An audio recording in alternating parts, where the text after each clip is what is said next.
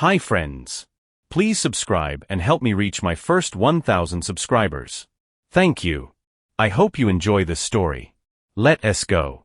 Michael leaned back into the plush leather seat of the first-class cabin, finally exhaling as the flight attendant collected his empty glass. The last 3 days had been a blur of high-stakes meetings, PowerPoint decks, and handshake deals in San Francisco. But that was in the rearview mirror now. As the plane began its descent into SeaTac, all Michael could think about was getting back to the Pacific Northwest rain and his own bed. He unlocked his iPhone, his thumb lingering over the wallpaper, a candid shot of his wife, Jessica.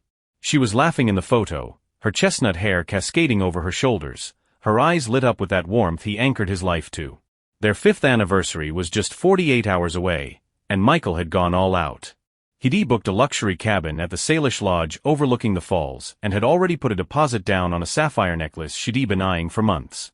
He planned to pick it up tomorrow from the jeweler in downtown Seattle. He wanted this weekend to be perfect, a reminder of how much she meant to him. But a knot of anxiety tightened in his chest. Before takeoff, he tried calling Jessica to give her his ETA, but her phone had gone straight to voicemail. He tried the landline at the house. Nothing. He knew Jessica could be scatterbrained, sometimes leaving her phone in her SUV or forgetting to charge it, but the radio silence felt heavy. As the plane banked through the gray cloud layer typical of Washington state, Michael tried to distract himself. He flipped open his MacBook, intending to type up a few post-mortem notes on the merger he'd just closed. The cursor blinked on the white screen, mocking him. He could not focus. He closed the laptop with a snap and checked his phone again. No texts. No missed calls. Nothing from Jessica. After landing and navigating the damp gray sprawl of the airport, he grabbed his Toomey carry-on from the carousel and headed for the parking garage. The air was thick with mist as he threw his bag into the trunk of his Audi. He dialed Jessica again. Record your message after the tone. Voicemail. His grip on the steering wheel tightened until his knuckles turned white. The drive to their home in Bellevue usually took 40 minutes, but traffic on I-405 was brutal. When he finally pulled into the driveway of their craftsman-style home, he felt a jolt of confusion. The driveway was empty. Jessica's white Range Rover was gone. The house stood dark and silent, looking more like a model home than the place they lived. Maybe she's out for happy hour with the girls, he reasoned, though the excuse tasted like ash in his mouth. He unlocked the front door and stepped inside. The silence was deafening. The kitchen island was spotless, granite countertops gleaming, no sticky notes, no mail, no half-drunk cups of coffee. He walked into the living room, dropping his suitcase on the hardwood floor, and pulled his phone out again. Outside the bay window, the streetlights were flickering on, casting long stretching shadows across the manicured lawn. Suddenly, the phone buzzed in his hand. Jessica's name flashed on the screen. Jess? Where are you?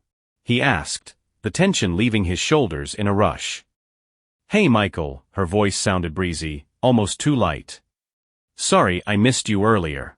I've been running around like crazy getting a surprise ready for you. A surprise. He frowned. What kind of surprise?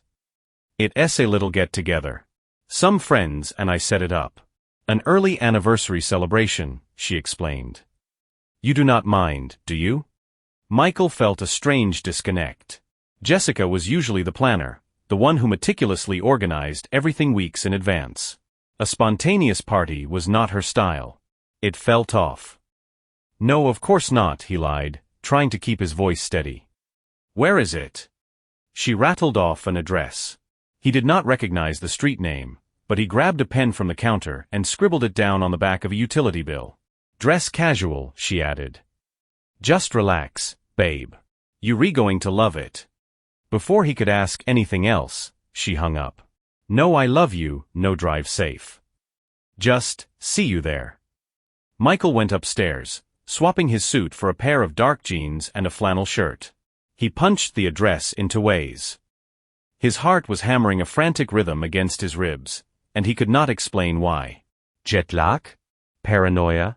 Or was it the flat, detached tone in her voice? The drive took about 20 minutes, leading him away from the safe, manicured cul-de-sacs of the east side and down into a gritty industrial pocket of South Seattle. This was not a place Jessica's friends would ever hang out. The streets were poorly lit, the asphalt potholed and cracked. He passed warehouses with broken windows and small, dilapidated houses with peeling paint. The GPS led him to a standalone house surrounded by a chain-link fence topped with razor wire. The yard was a graveyard of rusted-out parts and a couple of beat-up motorcycles. Michael parked his Audi, feeling absurdly out of place. A cold dread settled in his gut, but he forced himself to take a deep breath. Just a surprise party, he told himself. Do not be paranoid. He walked up the cracking concrete path. Heavy bass thumped from inside the house, muffled by thick, grime-streaked windows. He knocked. The door swung open almost immediately. A hulking guy stood in the doorway, clutching a red Solo cup. He looked like he'd been carved out of granite and bad decisions. His eyes scanned Michael with heavy predatory interest. Yeah, the guy grunted. I'm Michael. Jessica told me to come here, he said, trying to project a confidence he did not feel. The man smirked, but his eyes remained cold. So you re the husband, he said, stepping back and gesturing with the cup. Come on in. We've been waiting for you. Stepping over the threshold felt like stepping off a cliff. The house was not just unwelcoming, it was hostile. The walls were stained with nicotine, the lighting was dim and yellow, and the air was thick with the smell of stale beer weed, and something chemical that made Michael's nose twitch. Over there, the guy, Jake, barked, pointing to the center of the living room. Michael scanned the room. There were 5 other men, Kevin, Robert, Alex, Mike, and one he did not know, lounging on mismatched furniture. They all stopped talking and looked at him. Their expressions ranged from bored to mocking. Where is Jessica? Michael asked. He squared his shoulders, trying to look tougher than he felt in his Banana Republic flannel. She'll be here, Jake said, a nasty grin spreading across his face. He kicked a wooden chair toward the center of the room. See. I'm not sitting until, Michael started, but Jake closed the distance between them in a second. See. Down, Jake whispered, the threat hanging heavy in the air. Michael did the calculus. 6 against 1. He sat. Immediately, rough hands grabbed his arms. He tried to jerk away, but they were on him instantly. Before he could throw a punch, his hands were wrenched behind the chair and zip-tied tight. His ankles were duct-taped to the chair legs. What the hell is this? Michael shouted, struggling against the plastic ties. Is this some kind of sick joke?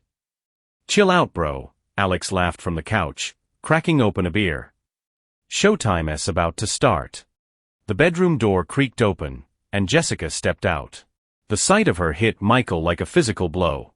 She was wearing a dress he'd never seen before, tight, red, cut dangerously low, and sky-high stilettos.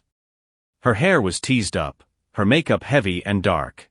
This was not the sweet corporate professional wife he'd left 3 days ago. This was a stranger. A femme fatale from a bad movie. Jessica? What is going on? Michael yelled, his voice cracking with a mix of fury and confusion. She walked over to him, crossing her arms, and looked down at him with zero empathy. You want to know what's going on? Her voice was ice. I decided to teach you a lesson, Michael. A lesson? For what? She reached into her clutch, pulled out a printed photo, and let it flutter to the floor between his feet. It was a grainy shot of him at a restaurant in San Francisco, laughing with a woman. Enjoy your business trip, she sneered. Michael stared at the photo, realization dawning on him. That's Lily. That's my sister, you psycho. You know that. Jessica did not even blink. She shook her head, a cruel smirk playing on her lips. Stop lying. You think I am stupid? Tonight, you get what you deserve. She turned away from him and walked over to Jake, trailing her hand along his bicep. You cheated on me, Michael. Now it's my turn. Michael felt the blood roar in his ears. Jessica, stop this. You're remaking a mistake. She ignored him, running her fingers down Jake's chest. Then she turned to the room, scanning the other men. Who's next? She asked, her voice dripping with challenge. The room erupted in laughter. The men exchanged looks, like wolves circling a wounded deer. Michael felt bile rise in his throat. It was a nightmare. A twisted, impossible nightmare. Jessica, do not do this, he screamed, yanking at the zip ties until they cut into his wrists. "You've lost your mind." She spun around, her eyes flashing. "Lost my mind? No, Michael. You drove me to this." She turned back to Jake, wrapping her arms around his neck. The other men stood up, closing the circle, watching as she moved against him. Every gesture was performative, designed to twist the knife in Michael's gut. "You could have prevented this if you'd just been honest," she hissed over her shoulder. Jake's hands moved to the zipper of her dress. She looked back at Michael, her eyes locking onto his. "Is not this what you wanted?" she taunted. "You wanted to play games?" She pulled away from Jake and walked over to Robert, grabbing him by the collar of his shirt and pulling him into a deep, aggressive kiss right in front of Michael. The other men hooted and hollered, moving in closer, eager to get their piece of the action. It was a chaotic, blurring scene of betrayal. Michael watched, helpless, as the woman he planned to grow old with danced with these strangers, letting them touch her, inviting them in. Her laughter mixed with theirs, a sharp, jagged sound that seemed to tear right through him. She looked over at him one last time, her face flushed, her eyes bright with a cold, malicious joy. "You always wanted me to be the center of attention, Michael," she whispered, her voice cutting through the noise. "Well, watch closely." Jessica and the men began to move in a twisted, chaotic rhythm, their laughter bouncing off the peeling wallpaper. Michael watched, his stomach turning, as hands grabbed at her and she leaned into them, soaking up the attention. Every gesture, every toss of her hair, felt like a serrated blade dragged across his chest. The pain was not physical, it was the total dismantling of the life he thought he had. He forced himself to look at her face. The woman he had married was gone. In her place was someone else, her smile predatory, her eyes gleaming with a cold chemical high derived from his humiliation. "You always wanted me center stage, Michael," she whispered, her voice seeming to cut through the din and ring directly in his ear, intimate and poisonous. "Well, here it is. Watch." When their twisted performance finally wound down, Michael was left gasping for air, sweat stinging his eyes. He was still bound to the wooden chair in the center of the room. The zip ties bit deep into his wrists, every twitch sent a spike of pain shooting up his arms. The room was still thick with the raucous laughter of Jake and his crew. Their mockery drowned out the thrum of grunge rock playing from a dusty Bluetooth speaker on the floor. Jessica perched on the edge of a scarred table, looking down at him with icy triumph. "Did you really think you could play me, Michael?" she sneered, pouring herself a glass of cheap red wine that one of the guys had opened. "Now you know what it feels like. To be completely helpless." Michael fought to push down the rising tide of rage and despair. His mind was racing, adrenaline flooding his system. He needed to think. His self-defense classes at the gym in Bellevue, something he'd taken just for fitness, suddenly flashed in his memory. "Do not panic. Look for an opening." He needed time. "Jessica," he said, his voice raspy but steady. "You're wrong. You saw a photo, but you do not know the context. That was Lily. My sister." Jessica let out a short, sharp laugh, took a long pull of wine, and glanced over at Jake. "You hear that?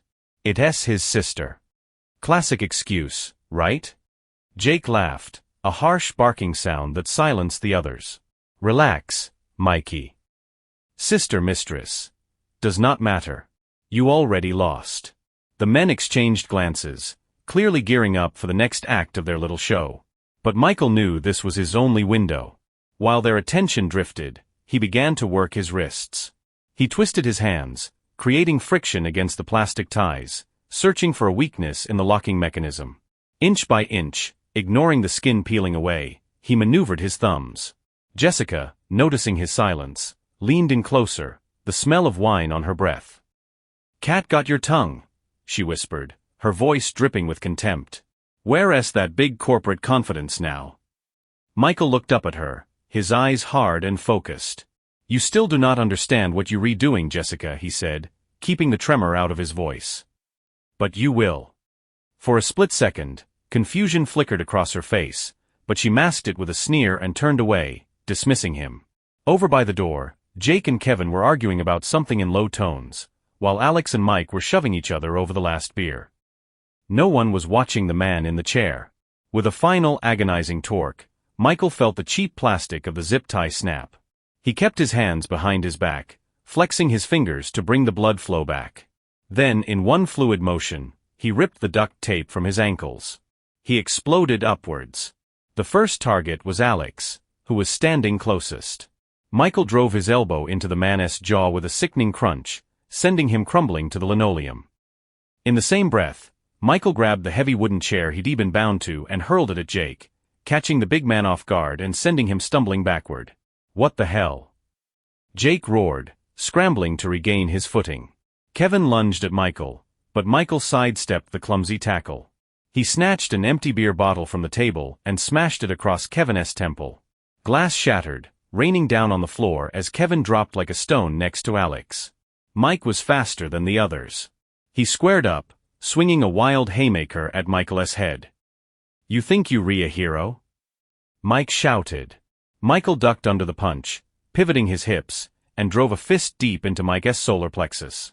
The man folded in half, gasping for air. "No one had to get hurt," Michael panted, backing away toward the wall. "But you chose this." Suddenly, the front door burst open. Two men from the neighborhood stood there, one of them a massive guy in a mechanic's jumpsuit, attracted by the noise of the fight. "What the hell is going on in here?" the mechanic bellowed. Jake, trying to recover from the chair impact, made a move toward the back exit, but the neighbor was faster. He grabbed Jake by the shoulder and slammed him against the wall. "Do not move, dirtbag. Cops are already rolling up." Jessica stood frozen in the center of the room, her face draining of color. She looked at Michael, her expression shifting from arrogance to pure terror. This was not supposed to happen like this," she whispered, her voice trembling, stripped of all its earlier venom. "You rewrite," Michael said, staring at her with cold resolve.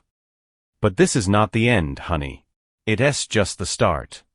Minutes later, the room was washed in the strobing red and blue lights of police cruisers. Seattle PD officers swarmed the house, handcuffing the men who were still conscious. Detective Harris, a tall man with a weary face and sharp eyes, walked over to Michael. "You okay, son?" Harris asked, scanning the chaotic scene. "I am now," Michael answered, leaning against the wall to keep his legs from shaking. The detective glanced at Jessica, who was being cuffed by a female officer. "She your wife?" Michael nodded once, his face grim. "Was. Not anymore." Harris tightened his jaw and nodded, signaling his team to proceed. "We're going to need your statement," he said. "Looks like this was premeditated." Michael braced himself against a table, his breath coming in ragged gasps. His hands were still trembling from the adrenaline dump.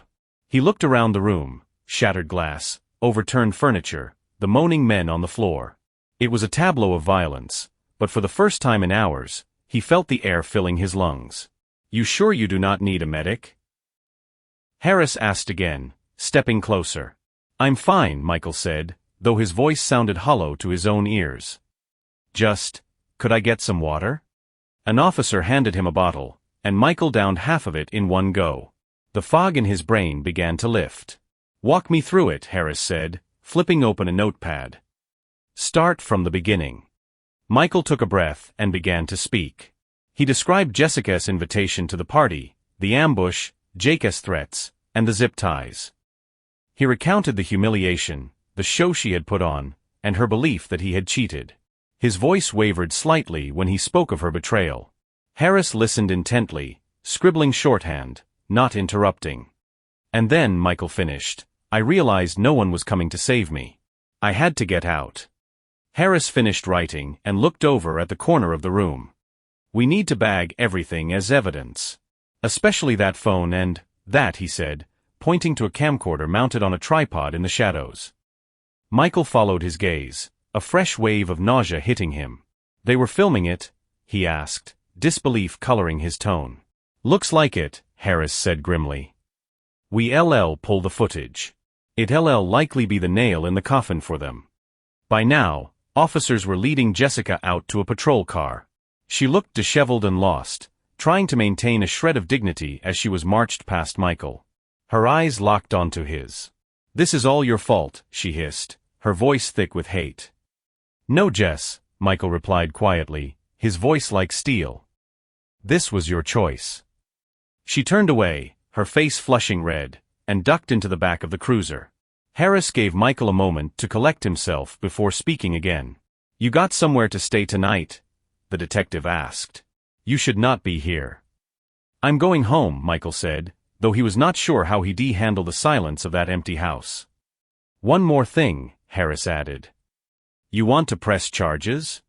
Michael paused, the weight of the question settling on him. He thought of the last 3 hours. The fear. The mockery. The betrayal. "Yes," he said firmly. "I want her and these scumbags to answer for everything." Harris nodded. "We'll be in touch as the investigation moves forward. Go get some rest." An officer escorted Michael out to his Audi. He slid into the driver's seat, closed the door, and let out a long, shuddering breath. The reality of the night felt surreal, like a movie he had accidentally wandered into. His life had been flipped upside down, and he knew the road ahead, divorce, court, healing, would be brutal. But as he started the engine, one thing was crystal clear: he would never let anyone, not even Jessica, control his fate again. Michael sat at the granite island in his kitchen, the silence of the house pressing against his eardrums. The single pendant light above him cast a stark, clinical glow on his cold cup of coffee. He was physically exhausted, his body aching from the adrenaline crash of the previous night, but his mind was wiring itself for war. For the first time in years, the suffocating pressure of trying to please Jessica was gone, replaced by a cold, hard knot of rage and a need for answers. His MacBook sat open in front of him. He was not looking for closure, he was looking for ammunition. He opened a private browser window and navigated to Jessica's old email provider, a legacy account she had not used for joint bills in years. He guessed the password on the second try, her high school mascot followed by her birth year. The inbox loaded, innocent at first glance with spam and newsletters, but Michael dug deeper. He found it in the trash folder, not fully deleted. A thread with a cryptic, alphanumerical sender ID. The subject line read, "Booking confirmation, Package C, public." Michael clicked it, his heart hammering a slow, heavy rhythm. The email detailed a transaction with a boutique experience provider. It was not just a prank, it was a contract. She had hired Jake and his crew through a dark web marketplace specializing in revenge scenarios. The invoice was itemized: kidnapping simulation, physical restraint, emotional distress. Attached were screenshots of her instructions. Michael felt his hands curl into fists until his fingernails bit into his palms. "I want him broken," she had typed. "Make it public. Make sure he feels small. I want a recording." "Jesus, Jessica," Michael muttered, the betrayal tasting like copper in his mouth. He plugged in a USB drive and began saving everything: emails, receipts, IP addresses. But the smoking gun was a PDF titled Surveillance Report Finaled PDF. He opened it. It was a dossier from a private investigator she de-hired weeks ago to tail him in San Francisco. The report was thorough. Time-stamped photos showed him having dinner at a steakhouse near the Embarcadero. The woman across from him was clearly identified in the caption: "Subject dining with sibling, Lily Patterson." Michael closed his eyes, a deep shuddering breath escaping his lungs. She knew. She had the report in her hands before she set the trap. She knew he had not cheated. The entire lesson was not about infidelity, it was pure, unadulterated sadism. She just wanted to hurt him. His phone buzzed on the countertop, jarring him back to the room. "Caller did. Harris, SPD. Michael, it's Harris. We've been scrubbing the hard drives and SD cards we pulled from that house. I need to come by. Now." "Doris open," Michael said. "Come on over." 30 minutes later, Harris stood in Michael's living room, holding a thick manila envelope. The detective looked more tired than before, his face set in grim lines. "We found a lot more than just footage of you," Harris said, dropping the file onto the coffee table. "That camera on the tripod? It had a full memory card. Jake and his crew have run this play before." "Before?" Michael frowned. "You mean other victims?" "Yeah," Harris nodded. "And here's the kicker. Your wife is in the background of 3 other videos. Different guys, same crew, same script." The room seemed to tilt. Michael gripped the edge of the sofa. "She was not just a client," Harris continued, his voice flat. We recovered deleted texts from her phone. She was helping them scout targets. She was getting off on it, Michael. She found these guys on that forum, but then she became an active participant. Harris slid a printout of a text chain across the table. Jessica's contact name was at the top. She was critiquing a previous performance and suggesting ways to make the next one, Michael's, more humiliating. She planned this for months, Michael whispered, staring at the words. She had the PI report clearing my name, and she buried it so she could have her fun. Exactly, Harris said. This moves it from simple assault to conspiracy, kidnapping, and a whole laundry list of felonies. You have enough here to bury her. Michael looked up at the detective. What's the next move? Lawyer up, Harris advised, pointing a finger at him. Get a shark. We're going for criminal charges, but you need to go for the throat in civil court too. Do not leave her a dime. Michael nodded, a cold resolve settling over him. Thanks, detective. I am going to take everything. The legal battle that followed was a slow-motion car crash that captivated local Seattle blogs and eventually national news. The sheer malice of the setup, a wife framing her innocent husband to facilitate a torture fantasy, was tabloid gold. But for Michael, it was a daily grind of depositions and discovery. He hired Charlotte Johnson, a relentless litigator known for tearing opponents apart in high-stakes divorces. The trial took place at the King County Superior Court in downtown Seattle. The courtroom was packed. Michael sat in the front row, stoic, wearing a charcoal suit, refusing to make eye contact with the defense table. The district attorney did not hold back. In her closing statement, she painted a picture of a woman bored with her suburban life, seeking thrills by destroying the lives of men she viewed as disposable. When the prosecution played the recovered video footage, the audio of the men laughing Jessica's taunts, Michael's desperate pleas, the jury looked physically ill. When the verdict came down, the silence in the courtroom was heavy enough to crush a man. Travis Jake Williams, Robert Jenkins, Kevin Harris, Alex Brooks, and Michael Scott, the judge read, looking over his spectacles at the row of defendants in orange jumpsuits. For the charges of first-degree kidnapping, aggravated assault, and conspiracy, I sentence each of you to 15 years in the Washington State Penitentiary. No eligibility for parole for the first 10. Then, the judge turned his gaze to Jessica. She stood next to her public defender, looking small and pale, her expensive blowout gone, replaced by limp, unwashed hair. Jessica Clark, the judge said, his voice dropping an octave. You were the architect of this nightmare. You betrayed the fundamental trust of marriage in a way that is frankly depraved.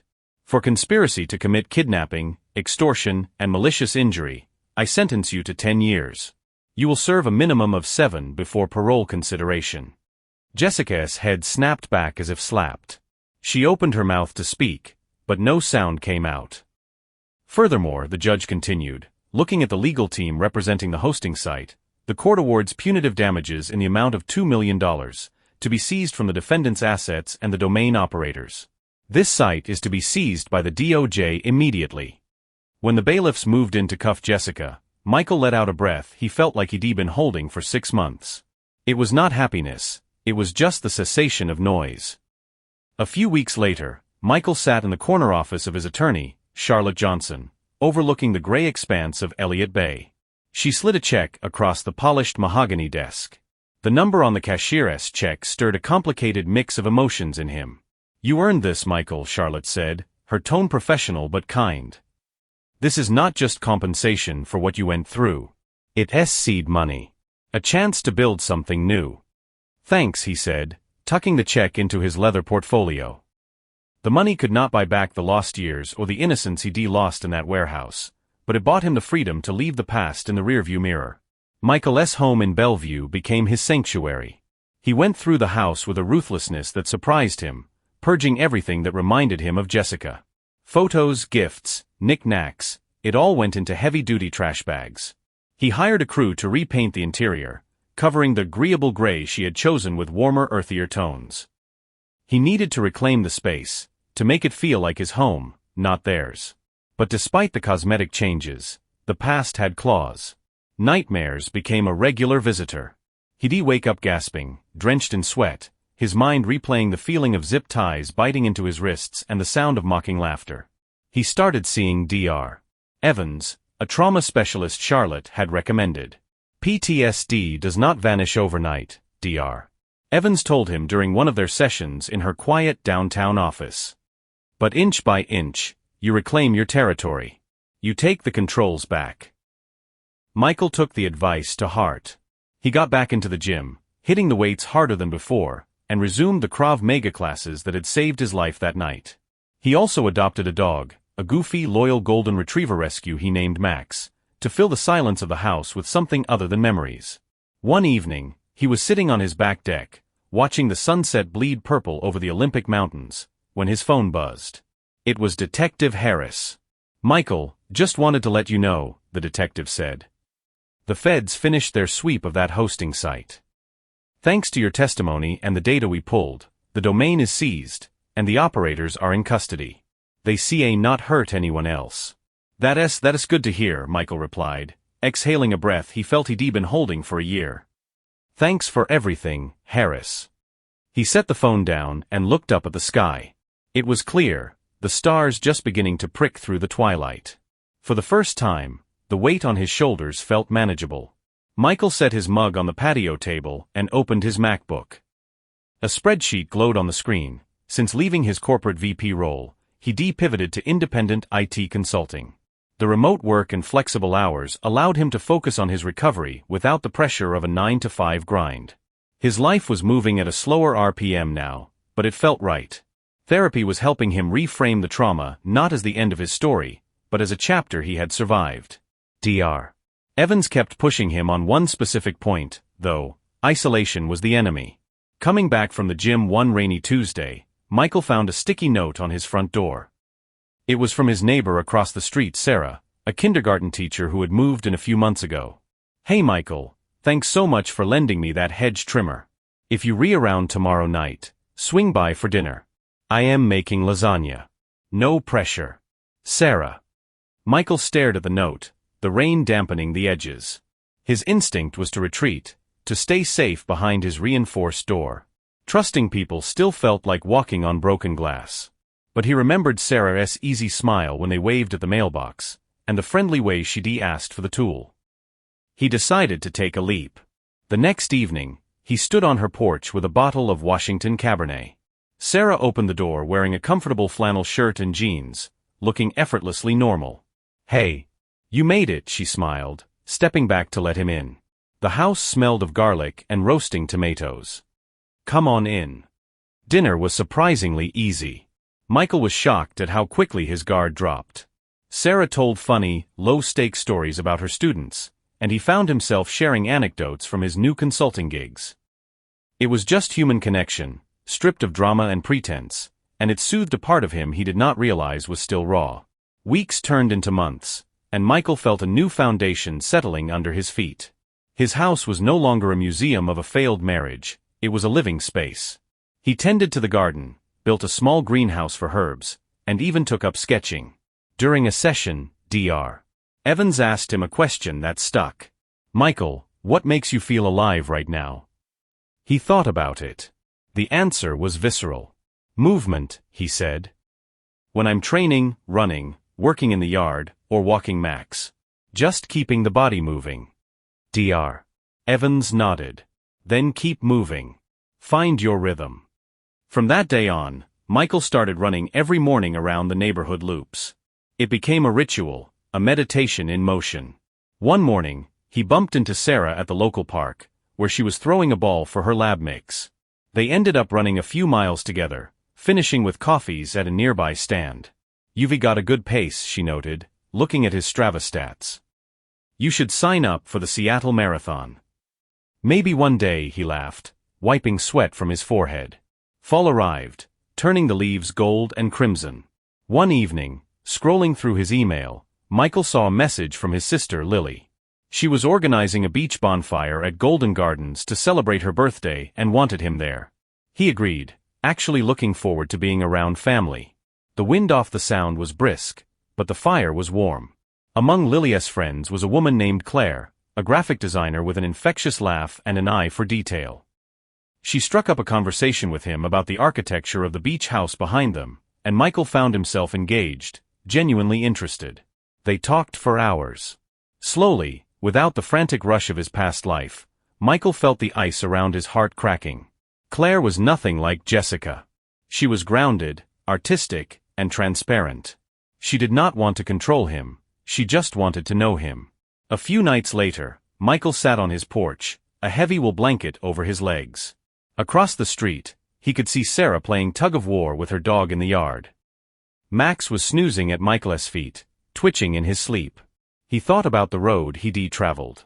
The warehouse, the courtroom, the empty house, and now this quiet peace. His phone buzzed on the armrest. A text from Claire. "Hey Michael. Thinking about you.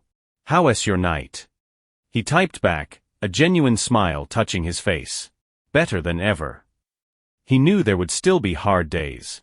Healing was not a straight line. But for the first time in a long time, he did not just see a way out, he saw a way forward. And that's where today's story ends. Thank you for watching to the end. If you enjoyed it, do not forget to like and comment. We'd love to discuss this story with you. See you in the next video.